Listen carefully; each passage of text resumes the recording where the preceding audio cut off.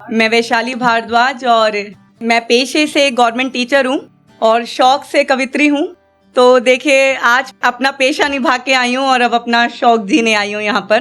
तो बहुत थकी हुई हूँ, लेकिन मेरी रूह है जो मुझे यहाँ खींच के लाई है और उसके पीछे एक बड़ी बात है जो मैं यहाँ कहने आई हूँ। तो मैं एक बड़ी बात बड़े दर्द के साथ लेके आई हूँ। तो मैं चाहती हूँ और मेरी अपेक्षा ऐसी है कि आप बड़े मन से उसे सुनेंगे और बड़ी मानसिकता से उसे अपने आत्मसात करेंगे अपने जीवन में। मेरी कविता का शीर्षक है समाज के राम या दुशासन। तो मैं आपके अंदर के राम जगाने आई हूँ और अपने अंदर की सीता का दर्द बताने आई हूँ। तो मेरी कविता में शुरू करती हूँ कि रावण तुम आज जला लेना, रावण तुम आज जला लेना, पहले ये बताओ तुम में से राम कौन है। देखिए, मैं आज जो आपको कहने आई हूँ, आप इसे कहीं अपने अहम पर मत लीजिएगा। हाँ, अपने मन और मस्तिष्क पे जरूर लीजिए, पर अपने पुरुषार्थ पर, अपने अहम पे ना लें और इसे बड़े मन से सुनिए। और इसे मैं चाहूंगी कि जो मेरा दर्द है वहां तक पहुंचे और अपने अहम तक ना पहुंचाए। कि रावण तुम आज जला लेना, रावण तुम आज जला लेना, पर पहले मुझे बताओ तुम में से राम कौन है। कि धनुष भी आज उठा लेना, पर पहले बताओ तुम में से सीता का अभिमान कौन है। और आज फिर से एक अवतार तुम धर लेना, कि आज फिर से एक अवतार तुम धर लेना, पहले मुझे बताओ तुम में से अच्छाई का राम कौन है। कि तुम में से अच्छाई का राम कौन है। एक वो सतयुग था जहाँ सीता को रावण से डर था, एक ये कलयुग है जहाँ सीता को राम का ही भय है।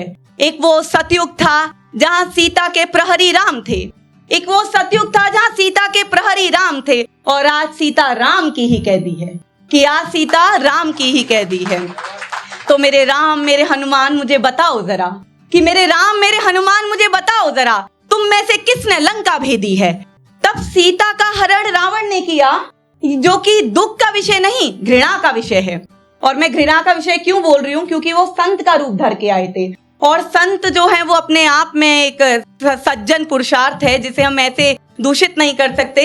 क्योंकि देखिए, सामर्थ्य को और शक्ति को छल की आवश्यकता नहीं होती। अगर वो सामर्थ्य था उनमें तो रावण बन के आते। एक वो समय था जब सीता का हरण रावण ने किया, जो कि दुख का विषय नहीं, घृणा का विषय है। आज इस युग में, पर आज इस युग में राम सीता का वरण नहीं कर पा रहे, यह सचमुच दुख का विषय है, यह सचमुच दुख का विषय है।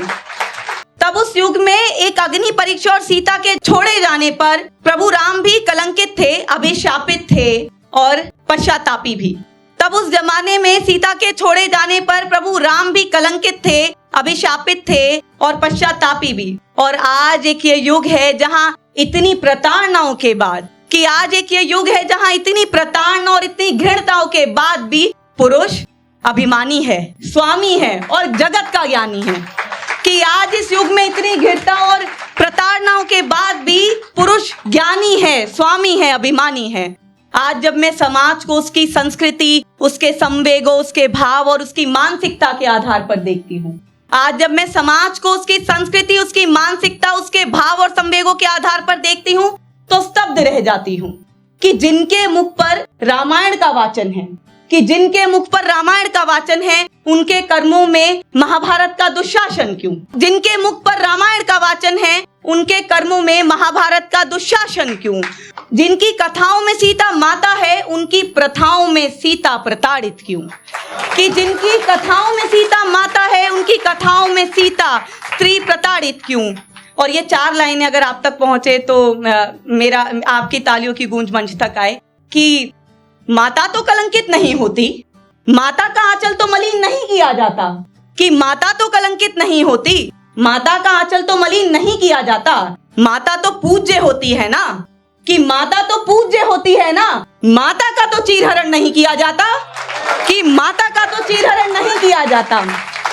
पर ये आज के नकली राम असल के दुशासन है, पर आज ये नकली राम असल के दुशासन है। और विडंबना देखिए समाज की, आज वही दुशासन को वरण सीता का करना है, कि आज वही दुशासन को वरण सीता का करना है। और आज भी चीरहरण द्रौपदी का, कि आज भी चीरहरण द्रौपदी का। क्यों? क्योंकि द्रौपदी स्वाभिमानी थी। क्यों? क्योंकि द्रौपदी स्वाभिमानी थी और सीता स्वामी भक्त।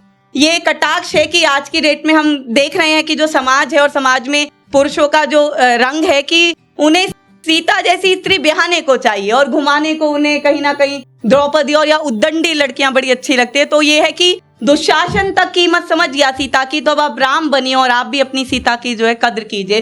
कि द्रौपदी स्वाभिमानी थी और सीता स्वामी भक्त।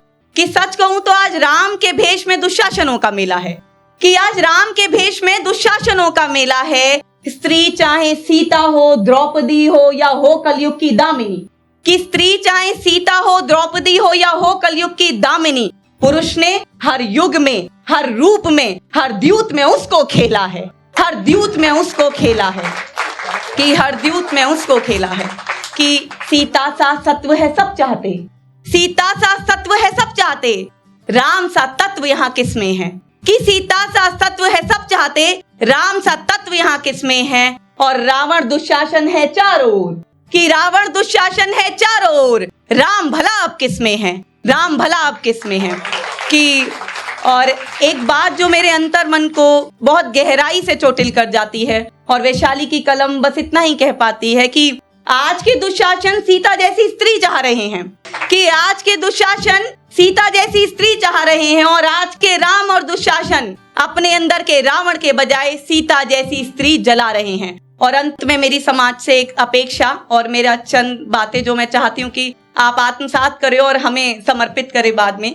कि देखिए, ना राम बनिए ना रावण, ना राम बनिए ना रावण, ना दुशासन बनिए ना माधव। कि ना ही बनिए आप पुरुष प्रधान, ना ही उठाओ कोई धनुष महान, बस बन सको तो बनो किसी स्त्री का मान, बन सको तो बनो किसी स्त्री का अभिमान, किसी स्त्री का स्वाभिमान। और ताकि कोई सीता दूषित ना हो, ताकि अब कोई सीता दूषित ना हो, कोई द्रौपदी अब शोषित ना हो और कोई दामिनी अब पीड़ित ना हो, कि कोई दामिनी अब पीड़ित ना हो। बहुत धन्यवाद। ये मेरी कविता मैंने 2 दिन पहले ही लिखी है, तो आपकी नजर, बहुत शुक्रिया।